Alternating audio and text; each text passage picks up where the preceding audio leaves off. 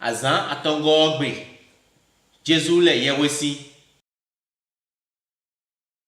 Wenu e dada tibero pe afotomblo wedo akosu zin podio. Bo Ponce Pilate do tokpon ganyi wedo Jude. Bo elo duro tokpon Galile ton. Bo ana koka efu po do vosanu ple ma uto da ho yin we o. Ma wo do konu jan ro gbe to tro me bo egun Juden to gbeji bo do nu mele do. Mi la kosin we mi ton le gudo bo ale ye wesin bonu ma una so we kemi.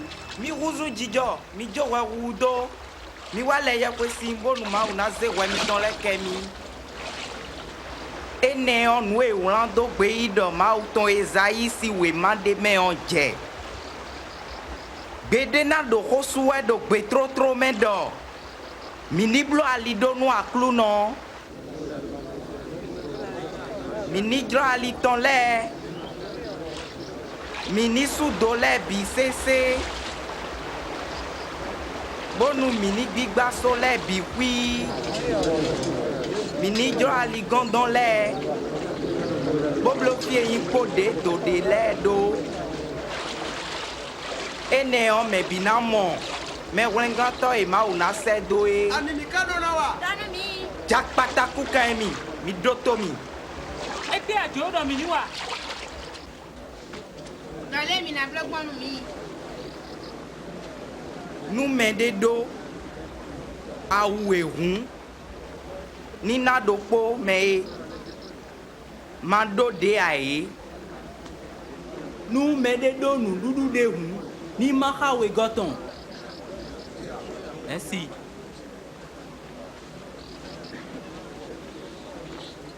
Ne mi me to pe ti antole. Do na wa nu gbon. Mi ma yi wu gan e do mi yi o. Mi me soja re kalo. Ete mi do na wa. Mi ma fa ansu mende bo yi ndo asiton o. Mi ma do adigban do mende nu o. Azoko e mi no yi o ni pe mi.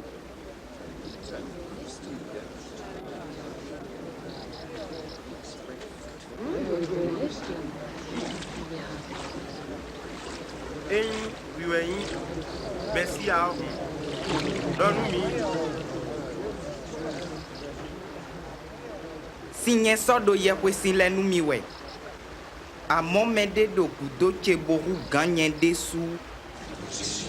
Bon unyi mede bo na se kutun afopa kanton le vovo a. E ye o ye si 5 poto zopo we e na sodo le ye kwesin nu mi. Bo na fun jinu kunton. E na be jinu kun do kozun me.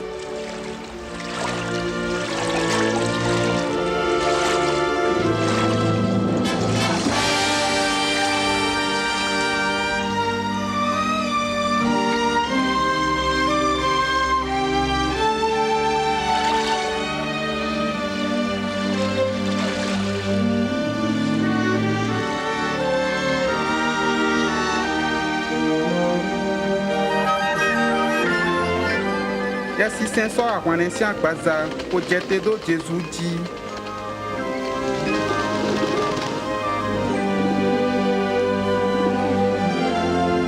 Gbede kadisin ji kwe do. Fiche vivena we anyi. Boko meno humido wututo italala. Ne jan so wenton zekule mero todwe welegbon. Aniwe jan dodo Jésus. Ne ma ukpo yeti semime kpo de kununu yewesilile Jésus togbon.